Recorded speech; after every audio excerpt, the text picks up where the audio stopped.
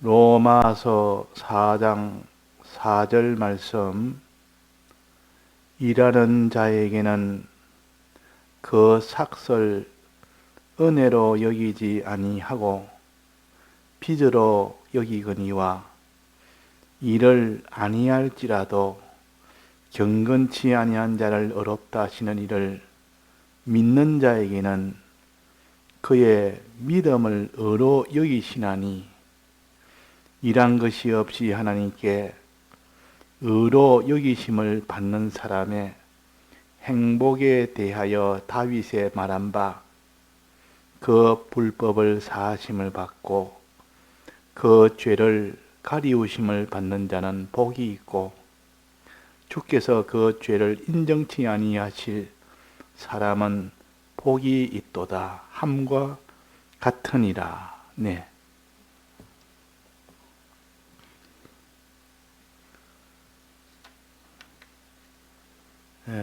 일하는 자가 있고 일하지 아니한 자가 있다 그랬습니다. 이건 우리에게 구원의 가장 근본적인 그런 도리를 지금 가르칩니다. 이것을 바로 깨닫지 못하면 우리는 예수 믿는 생활은 다 무너집니다. 예수 믿는 생활의 기초가 다 무너진다 그 말입니다.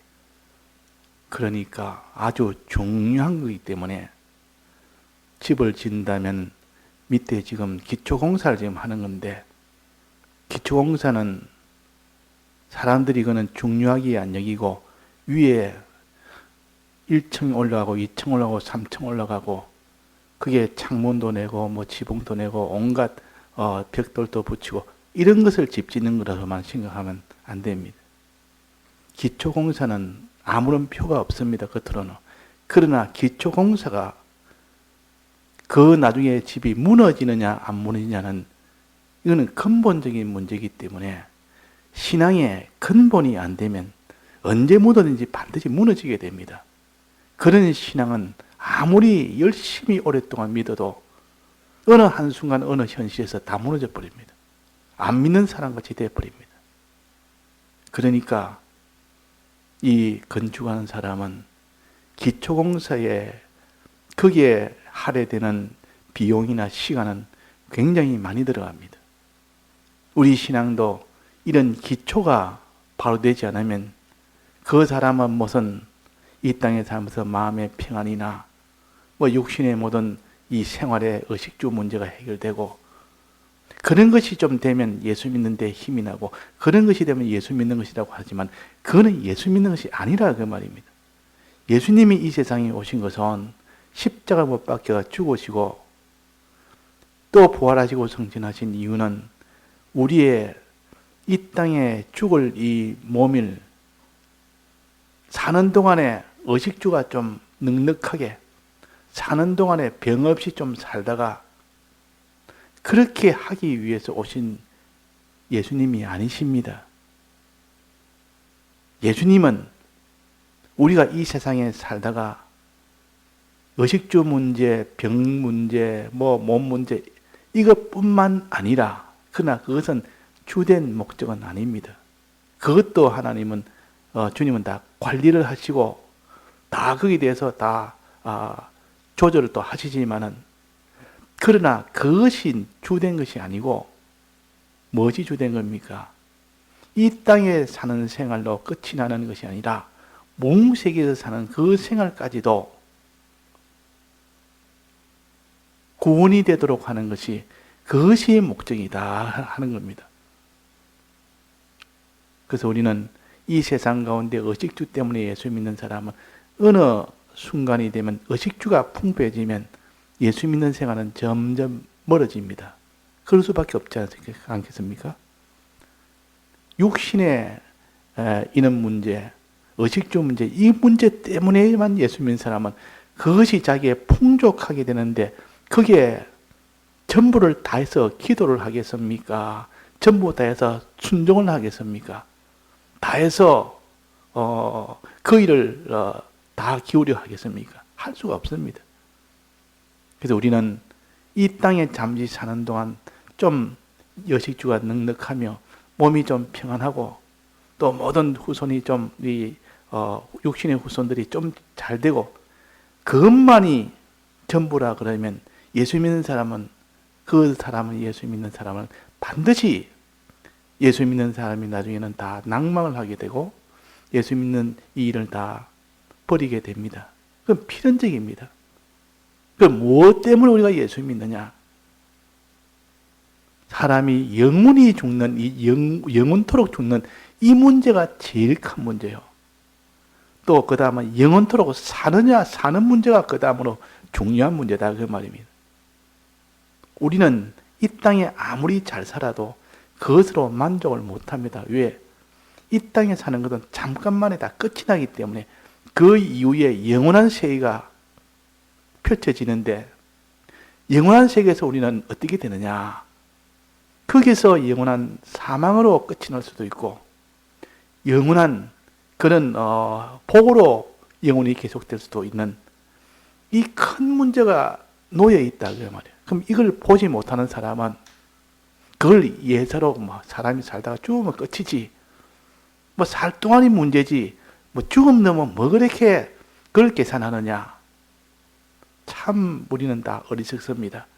이 땅에 다 참 이 부자나 재벌이나 이 지위가 높은 자나 이런 장관이나 왕이나 이 땅에 살 때는 최고지만은 죽는 순간 그런 영원한 하나님의 심판 앞에 가게 됩니다.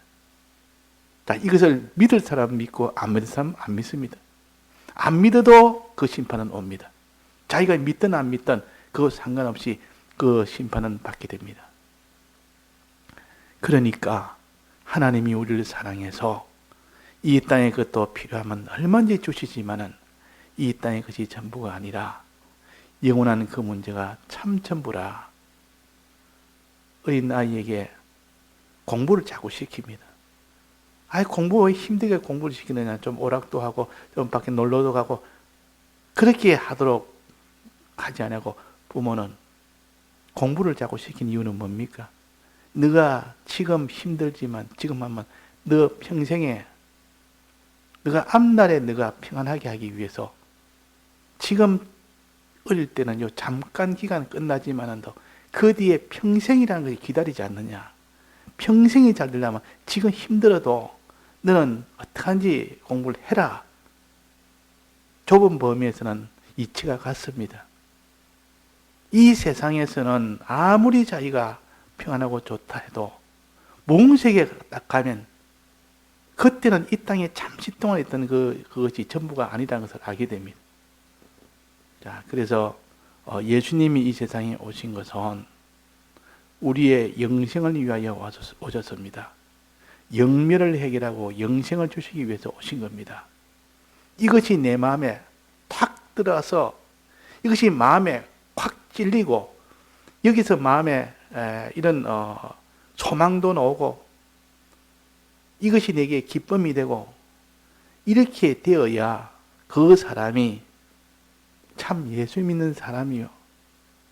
그런데 영생을 말하면 아무런 감각이 없는 사람, 구원을 말하면 그거는 나하고 상관이 없는 일처럼 참 어리석은 사람들입니다.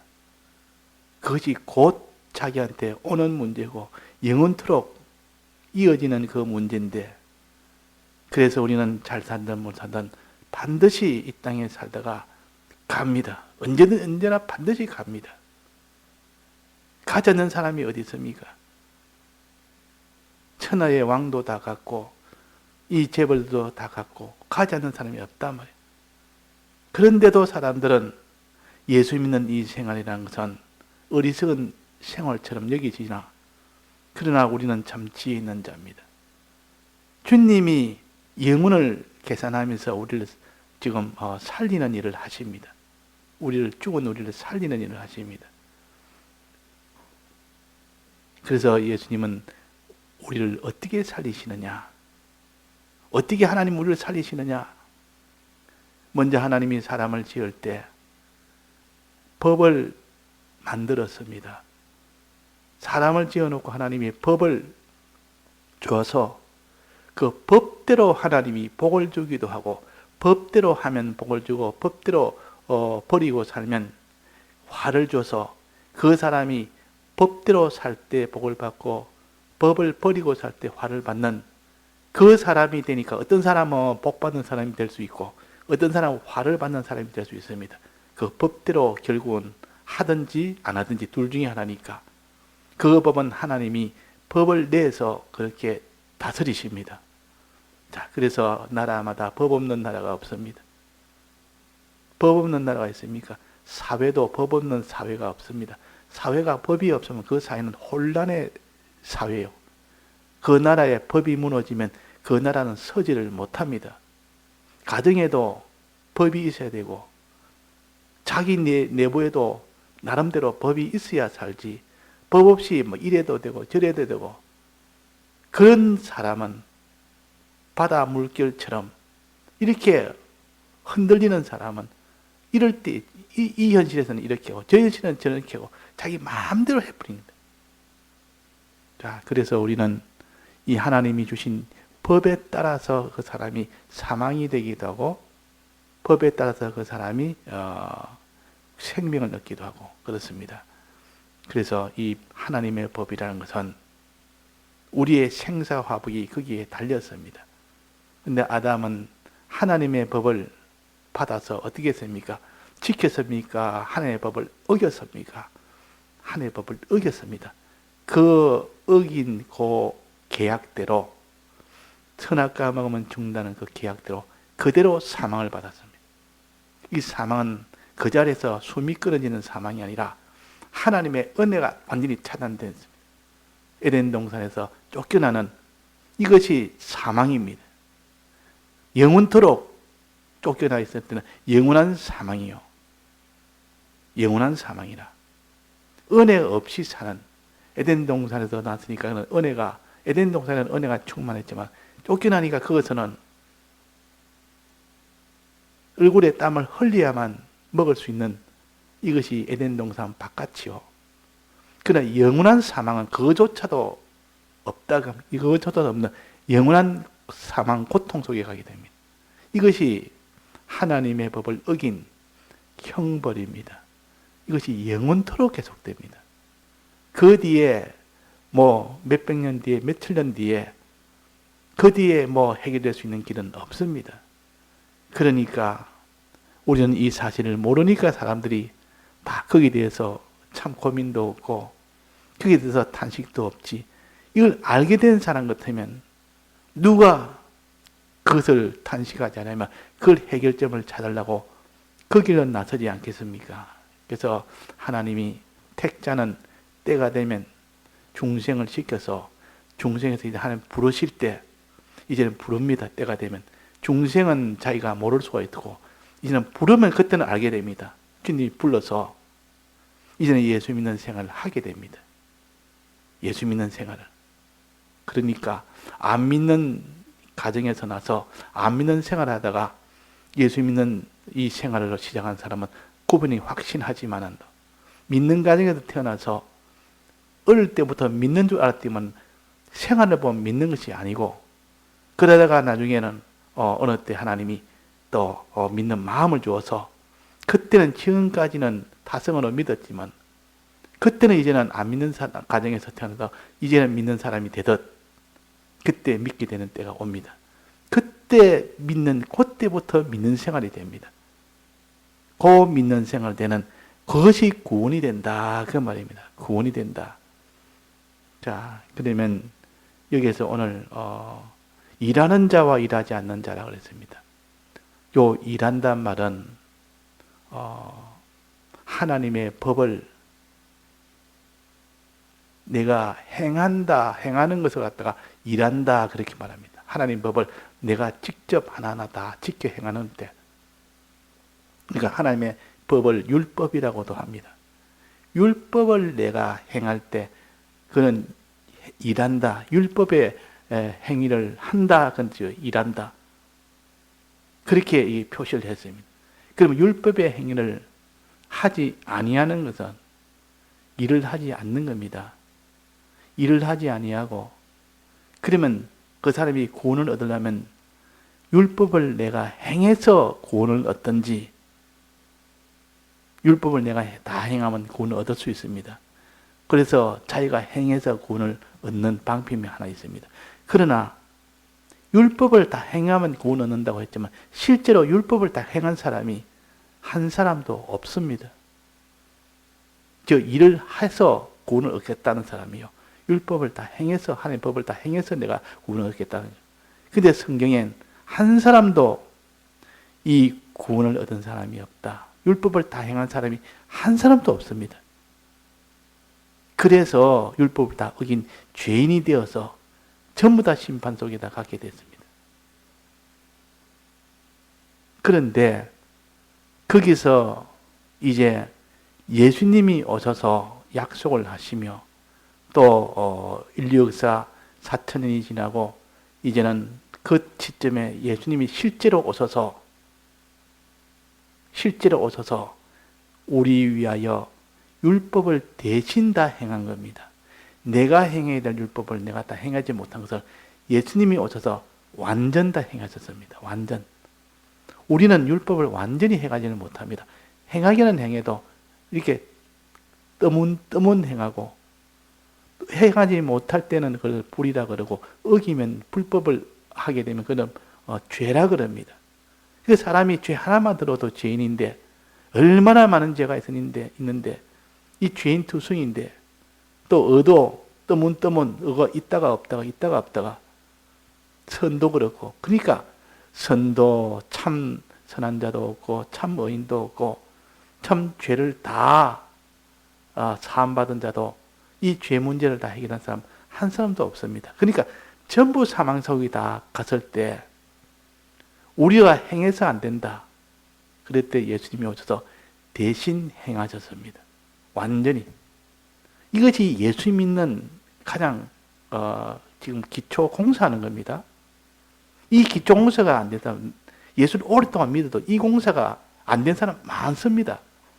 이렇게 안 믿는 사람은 아무리 그 사람이 오래 믿었고 직분 가졌다 해도 이 공사가 부실하면 어느 순간 예수 안 믿는 사람이라는 것도 자기가 알게 됩니다.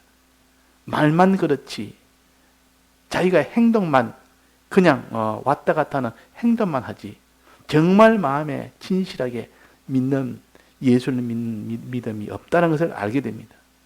자, 그래서 우리는 이렇게 하나님이 법을 세워서 우리를 다스리고, 우리는 다 그 법을 다 어김으로 인해서 죄인이 되었고 법을 다 지킬 수 없는 그런 사람이 됐기 때문에 우리는 사망 속에 갈 수밖에 없는데, 그때 예수님이 오셔서 우리 대신 법을 다 지켰고, 우리가 지은 죄값을 예수님이 대신 다 받았고, 우리가 받아야 될 죄값을, 우리가 행해야 될 모든 하나님의 법을 우리가 행한 것이 아니라 예수님이 다 행했단 말이에요. 예수님이 다 행한 것을 가르쳐서 우리는 일을 안 했다. 그리고 예수님이 대신 일을 하셨다. 그렇게 합니다. 우리가 원래 일을 해야 되는데 내가 해야 될 일을 나는 안 하고 그냥 있는 겁니다. 안 하고 있는데 예수님이 오셔서 대신 그 일을 전부 다 했고, 예수님이 우리 대신 다 했습니다. 이것을 가르쳐서 우리는 일을 안 했다. 예수님이 대신 일을 다 했다. 그런데 그 사실을 마음에 일 안 한 대신에 믿기만 믿으면, 예수님이 우리 위하여 대신 율법을 다 행한 것을 믿기만 믿으면 그 행한 그 효력이 내게 오게 됩니다. 내가 다 행한 것이 된단 말이에요. 자, 그럼 쉽습니까? 어렵습니까? 우리가 율법을 행하기가 어렵습니까? 쉽습니까? 쉽지 않습니까? 내가 내 힘으로는 다 행하지 못해도 예수님이 대신 다 행해서 우리 위하여 대신 다 행한 것을 내가 마음으로 믿기만 믿으면 되니까 더 쉬운 방편을 주셨습니다. 우리가 행하지도 않아도 되니까. 우리가 지은 죄가 있어도 예수님이 대신 다 사해줬다는 것을 믿기만 믿으면 되니까. 아무리 죄가 있어도 예수님이 대신 다 사해주신 것을 믿기만 믿으면 죄가 사해집니다. 또 아무리 율법에 어려운 그런 순종도 내가 예수님이 날 위하여 순종했다는 것을 마음에 믿기만 믿으면 내가 순종한 자가 됩니다. 내가 하나님 모시고 살아야하는데 예수님이 대신 하나님 모시고 살았기 때문에 내가 그 사실을 내가 마음에 믿기만 믿으면 내가 하나님 모시는 것으로 그 효력이 나오는 겁니다. 자, 그래서 우리는 그래서 마음으로 믿는 그 믿음이 얼마나 큰 우리에게는 구원이 되는지, 그래서 믿음으로 얻는 구원이라 그럽니다. 그때 믿음은 다 마음의 믿음입니다. 그 마음의 믿음은 되도록 되어 있습니다. 그러니까 율법을 우리가 행해서 구원 얻는 것이 아니라 예수님을 믿음으로 구원을 얻습니다. 그는 완전한 율법을 행한 것이 되고 완전한 사함을 받는 것이 되기 때문에 그것이 구원이 된다. 자, 그러면 이제 마음으로 믿는, 누가 이것을 믿느냐 하는 겁니다. 자, 그러면 어떻게 예수님이 지켰습니까? 예수님이 어떻게 우리 대신했습니까? 그것은 우리가 많이 배우지 않습니까? 예수님의 사활의 대속 공로라고 우리가 배우지 않습니까? 예수님이 죽고 부활하심으로 대신해 주셨습니다. 그 희생을 통해서 우리의 죄 문제를 대신 다 해주셨고, 의 문제를 대신 다 해주셨고, 하나님과 화친된 선 문제를 대신 다 해주셨습니다. 이것을 내가 자꾸 생각해서 이것이 내 마음속에 믿어질 때 그 사람 마음속에 어떤 일이 무엇이 생기는가 하면 어떤 마음이 생기겠습니까? 내가 행해야 될 것을 예수님이 다 행하셨다. 그 행할 때 많은 수많은 희생과 고초와 가난과 그 모든 멸시와 천대와 죽음과 피 흘림과 이걸 다 당하시면서 내 대신 다 해줘서 나는 그것을 믿어서 나는 복을 받아 좋지만은 예수님에게는 한없는 희생이요. 자, 그러면 이것을 믿는 사람은 그 마음에 어떤 마음이 생길까요? 어떤 마음이? 예수님이 너무 고맙다고 말이에요. 예수님의 은혜가 너무 고마운 겁니다. 그래서 예수님을 은혜의 주라 그럽니다. 은혜의 주라. 은혜란 말은 내가 행하지 않았는데 예수님이 대신 행함으로 그 행한 효력이 내게 왔을 때 그걸 은혜라 그럽니다. 그러니까 예수님을 생각하면 너무 감사하고 너무 고맙고 또 그에게 찬송하고 그에게 영광을 돌리는 겁니다. 모든 것은 주님이 다 하셔서 내가 구원되었습니다. 찬송과 영광을 거기에 다 돌립니다. 근데 안 믿으면 이런 마음이 안 생깁니다. 안 믿는 사람은 이런 마음은 하나도 안 생깁니다. 자, 내가 믿느냐 안 믿느냐는 첫째 무슨 잣대를 가지고 무슨 시험지를 가지고 알 수 있습니까? 내가 믿느냐 하면 지금 마음에 믿느냐 안 믿느냐는 자기는 어느 정도 알고 있습니다. 근데 자기도 확실히 모를 때가 있습니다. 내가 정말 예수님 믿는지 안 믿는지 이렇게 다른 사람은 더 모르겠죠. 그 마음이니까. 정말 마음에 믿을 때 구원이 되는데, 자,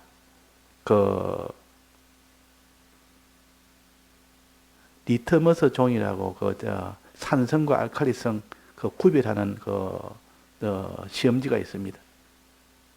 그 리트머스 종이를 갖다가 산성에다가 딱 넣으면 빨갛게 딱 됩니다. 알칼리성 넣으면 파랗게 돼버립니다. 그러면 똑같이 투명한 액체인데 투명한 액체를 그를 눈으로 보고는 구별이 안 됩니다. 어느 것이 산성인지 어느 것이 알칼리성인지. 그런데 그 리트머스 종이를 갖다 딱 넣어보면 색깔이 완전히 산성은 빨갛게 변해버립니다. 그 알칼리성은 파랗게 변합니다. 그럼 확실히 보입니다. 자, 우리가 정말 믿는지 안 믿는지는 우리 마음속에 관한 거니까 자기도 잘 모를 때 있고 다른 사람은 더더구나 모릅니다. 하나님은 다 아십니다. 근데 우리는 안 믿으면서도 믿는 걸로 착각할 수가 있습니다. 그러나 자기 양심을 깊이 자기가 따져보면 내가 정말 믿으면 이런 말을 할 수 있겠느냐? 정말 믿으면 내가 이런 생각할 수 있겠느냐? 믿으면 내가 이런 행동을 할 수 있겠느냐? 안 믿으니까 그렇지 않느냐? 이거는 우리가 짐작해 볼 수 있어도 한 가지 확실히 알 수 있는 방법이 하나 있습니다. 자기가 정말로 믿으면 마음에 감사하는 마음이 생깁니다. 감사하는 마음. 찬송하는 마음이 생깁니다. 안 믿으면 감사가 없어집니다. 찬송이 없어집니다. 왜 그렇습니까? 예수님이 대신 해줬다는 것이 주님의 대속을 믿는 것이니까, 예수님이 대신 해주었으면, 정말 해준 것을 믿게 되면 감사라는 것은 나오게 되고, 안 믿는 척하면서 안 믿는데도 믿는 것으로 여긴다면서 그 사람 감사가 나올 수가 없습니다. 이거는 내 감정의 문제이기 때문에, 이거는 자기가 힘쓴다고 되는 것 아니에요. 감사하는 마음은, 내가 감사하는 마음은, 야, 감사해야 되겠다, 감사할 일도 없는데 감사해야 되겠다, 이렇게 될 수가 없습니다. 감사할 만한 일이 있으면 감사가 되고, 감사할 일이 없으면 감사가 안 되는 겁니다. 그래서 요걸 가지고 딱 시험을 해봅니다. 내가 하나님 앞에 참 모든 이 은혜에 대해서 내가 감사가 되느냐, 감사가 안 되느냐. 감사가 안 되면 하나님 앞에 벌써 은혜로 살지를 못하고 있다는 뜻이죠. 내가 믿지를 않는다는 뜻이요. 그래서 성경에는 하늘나라는 찬송의 나라요, 이 땅에서도 14만 4천인이, 그 구속의 노래는 14만 4천인 외에는 아무도 이걸 배우지 못한다 했습니다. 그 말은 구속받은 자는 반드시 찬송을 하게 되어 있으니까, 이 찬송은 구속받은 자만이 배울 수 있는 노래다 그랬단 말이에요. 이거 참으로 믿는 자만이 이 노래를 부른다. 그러니까 우리가 참 내 마음속에 하나님의 은혜에 대해서 감사하는 마음이 나오도록, 거기까지 믿도록 힘써야 됩니다. 자, 믿음이라는 것은 우리가 힘쓰는, 그렇다고 믿음이 바로 되어지는 아닙니다. 그러나 힘쓸 때 하나님이 성령을 보내서, 진리를 보내서 그가 믿도록 만들어주는 겁니다.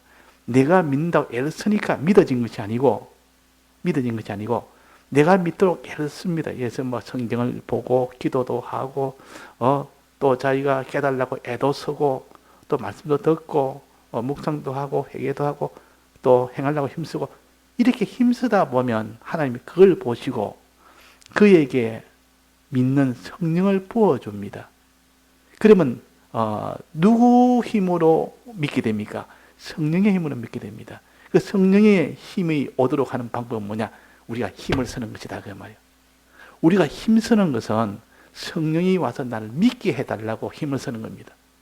그러면 성령이 내게 와서 믿게 해달라고 힘을 안 쓰는 사람은 어떻게 됩니까? 그러면 안 믿어집니다. 그 사람은 믿을 수가 없습니다. 그러니까 결국 힘쓰니까 내 힘으로 믿게 되는 것 같아도, 내 힘쓰는 것은 성령이 오도록 하는 그 일을 하는 것이지, 성령이 와서 성령이 우리를 감동 감화시켜서 우리 마음을 믿도록 만들어줍니다. 깨닫도록 만듭니다.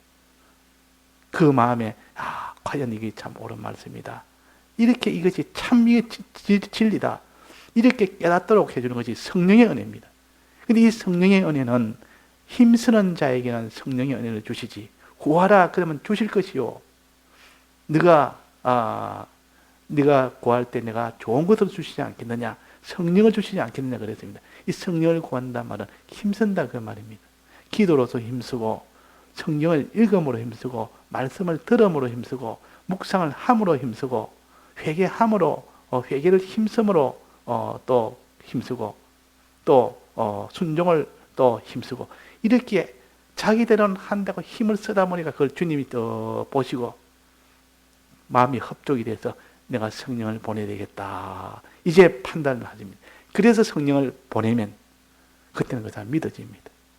내 힘으로 믿는 것이 아니라 객관의 능력이요, 성령의 은혜는 객관의 능력이요, 자기가 뭐 아무리 반대를 하든, 자기가 뭐 원래 그 본성이 어떻든, 지금까지 어떻게 살아왔든 그건 상관이 없습니다. 그는 성령의 능력은 아예 그 사람은 자기에 있는 어떤 마음보다 더 강한 마음이 있기 때문에, 강하게 역사하기 때문에 아무리 악하고 독한 자라도 성령이 오면 다 변화됩니다.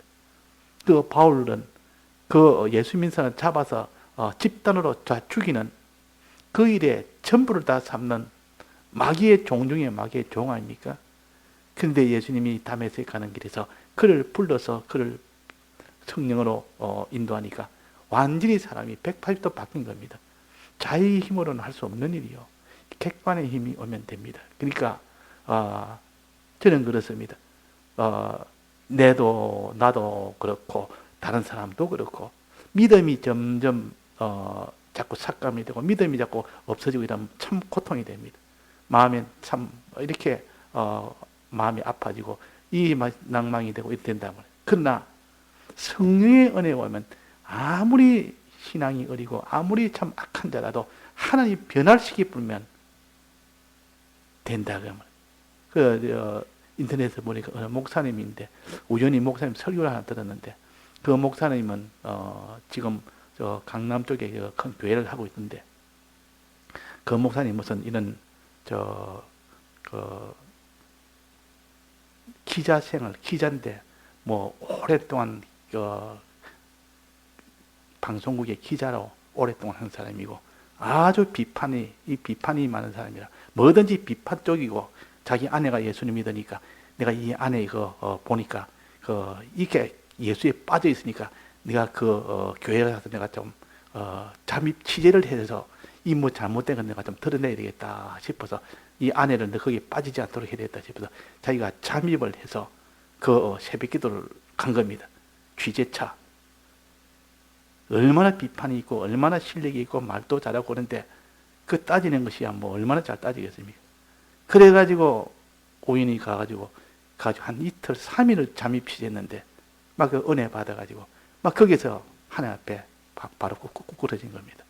그래서 예수를 믿게 돼가지고 하던 것 전부 그만두고, 그래가지고 저 미국으로 가서 신학교도 하고, 그래가 신학교 하려고 가니까 자기 아내가 아이고 당신 이래가면 우리 먹고 사는 거 어떡하노?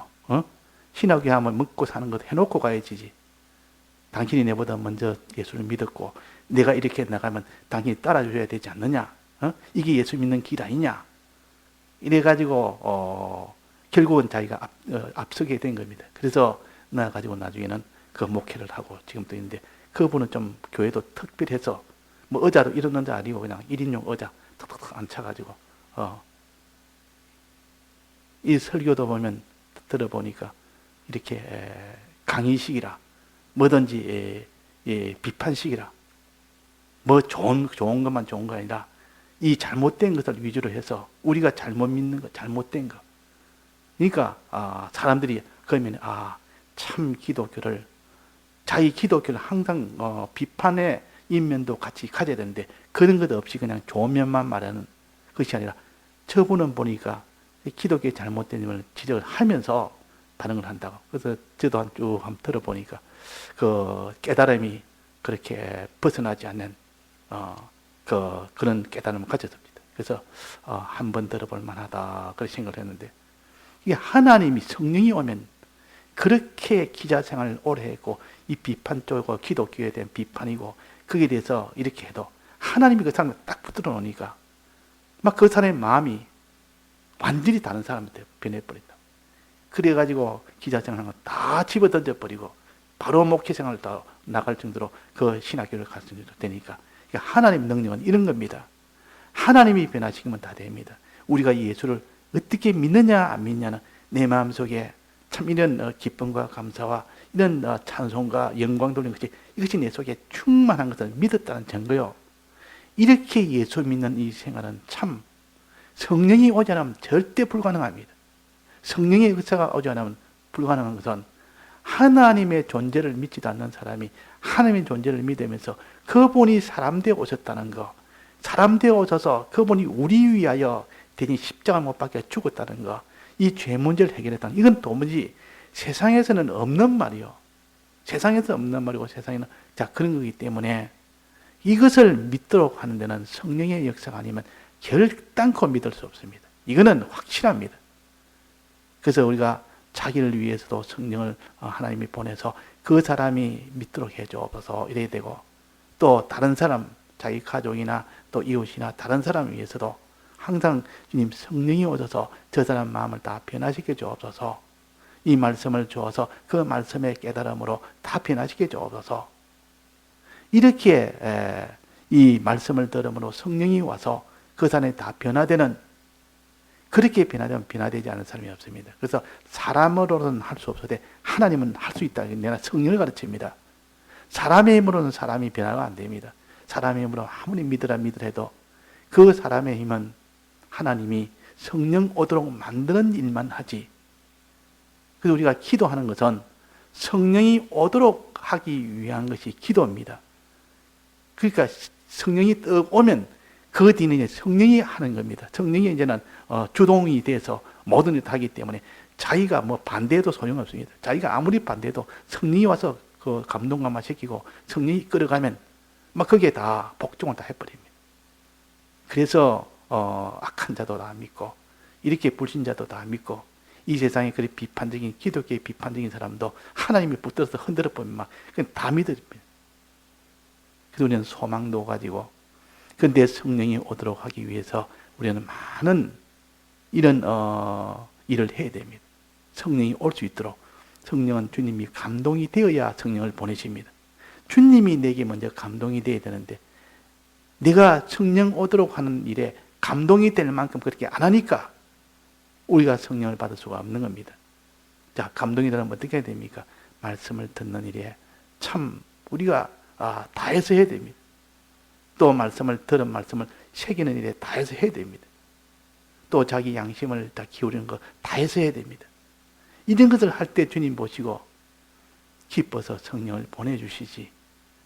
그러니까 우리는 예수님 믿어도 이렇게 무슨 그 노름하듯이 도박하듯이 그래가 예수 믿어도 안 되고 그냥 진실 없이 그냥 껍데기만 이렇게 형식만 맞춰서 그래서 예수 믿는 이것은 성령이 오지 않습니다. 그래서 오늘도 우리가 일하는 자와 일하지 않는 자, 즉 율법으로 살려고 하는 자와 우리는 율법으로 행하지 않고 예수님이 대신 행한 것을 내가 믿음으로 구원하는 이 믿게 하는 표시가 믿냐 안 믿냐 표시는 내 마음에 찬송이 있느냐 없느냐 감사가 있느냐 없느냐 믿게 하도록 하는 방편은 성령이 내게 오도록 하는 것이요. 성령이 내게 오도록 예수님이 하나님이 성령을 보내주시도록 그렇게 해야 됩니다. 그것이 바로 기도요 말씀 듣는 것이요. 그렇게 해야 되지. 그럴 때 성령이 오면 다 해결됩니다. 예, 다 같이 통성으로 기도하시다가 자유하시겠습니다.